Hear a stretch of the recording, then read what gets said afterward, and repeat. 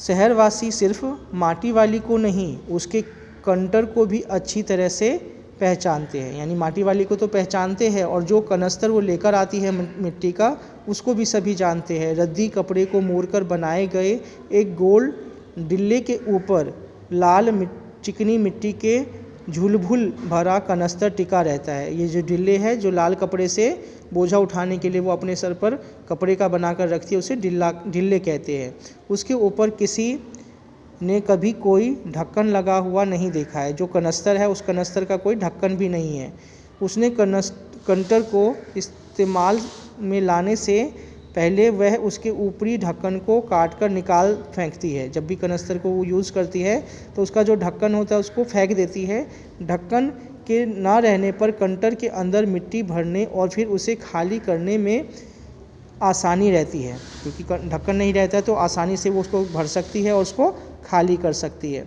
इसके कंटर को ज़मीन पर रखते रखते सामने के घर से 9-10 साल की एक छोटी लड़की कामिनी दौड़ती हुई वहाँ आ पहुँची और उसके सामने खड़ी हो गई। जब वो कंटर से क्या कर रही थी, मिट्टी को जो है निकाल रही थी, तो सामने वाली घर से जो है एक लड़की आई 8-9 साल की, और वो उसके आके सामने खड़ी हो गई और बोली, मेरी माँ ने कहा है ज़रा हमारे यहाँ भी आ जाना, अभी आती हूँ। तो बुढ़िया ने क्या बोला, अभी आती हूँ। घर की मालकिन ने माटी वाली को अपने कंटर की माटी कच्चे आंगन में एक कोने पर उड़ेल देने को कह दिया। घर की जो मालकिन थे उसने क्या बोला कि जो मिट्टी है वो घर के एक कोने में उड़ेल दो। तू बहुत भाग्यवान है, और बोली तू बहुत भाग्यवान है, चाय के टाइम पर आई है, यानी चाय के समय पर आई है हमारे घर। भाग्यवान आए खाते वक्त। वह अपनी रसोई में गई और 2 रोटियां लेती आई। अपने घर से वो 2 रोटियां निकल कर लाई और रोटियां उसे सौंपकर वह फिर अपनी रसोई में घुस गई। जो महिला थी उसने 2 रोटियां उसको दी, बूढ़ी औरत को, और फिर वो अपने घर की रसोई में चली गई।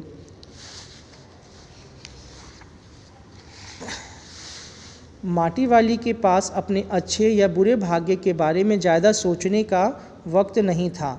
घर की मालकिन के अंदर जाते ही माटी वाली ने इधर उधर तेज निगाहें दौड़ाई। हाँ, इस वक्त वह अकेली थी, उसे कोई देख नहीं रहा था। उसने फौरन अपने सिर पर धरे डिल्ले के कपड़े के मोड़ों को हड़बड़ी में एक झटके से खोला और उसे सीधा कर दिया। फिर इकहरा खुल जाने के बाद वह एक पुरानी चादर के एक फटे हुए कपड़े के रूप में प्रकट हुआ। यानी जो उसने कपड़ा रखा था सिर पर, उस डिल्ले को उसने खोला, और खोलने के बाद क्या किया, वो बिल्कुल फटा हुआ था और एक उसमें पुरानी, बहुत ज़्यादा पुरानी भी थी वो। मालकिन के बाहर आंगन में निकलने से पहले उसने चुपके से अपने हाथ में थामी 2 रोटियों में से एक रोटी को मोड़ा और उसे कपड़े में लपेट कर बांध दी। उसने क्या किया, जो 2 रोटी मालकिन ने दी थी उसमें से एक रोटी उस कपड़े में बांध ली और साथ ही अपना मुंह यूं ही चलाकर खाने का दिखावा करने लगी, और इस तरीके से दिखाने लगी कि वो एक रोटी खा चुकी है। और घर की मालकिन पीतल के एक गिलास में चाय लेकर लौटी, और फिर वो जो घर की मालकिन थी चाय लेकर लौटी, वो भी पीतल के गिलास में। उसने वह गिलास बुढ़िया के पास ज़मीन पर रख दिया। ले, सदा बासी साग कुछ है नहीं, अभी इसी चाय के साथ निकल जा। उसने क्या बोला कि कुछ बासी जो है साग वगैरह नहीं है, तो तुम जो है इसी चाय के साथ जो है रोटी निगल लो।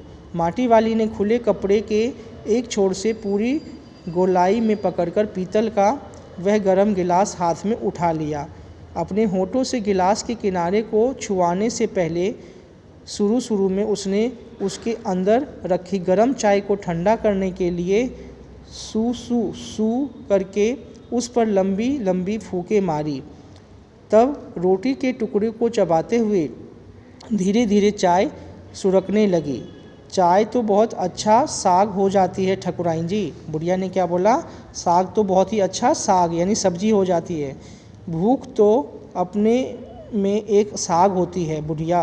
उसने क्या बोला कि भूख तो अपने आप में एक साग होती है। भूख मीठी की भोजन मीठा। उसने पूछा कि भूख मीठी या भोजन मीठा। किसी भूख मीठी है भोजन मीठा, तुमने अभी तक पीतल के गिलास संभाल कर रखे हैं। बुढ़िया ने बोला कि अभी तक तुम्हारे पास पीतल के गिलास है, पूरे बाजार में और किसी घर में अब नहीं मिल सकते ये गिलास।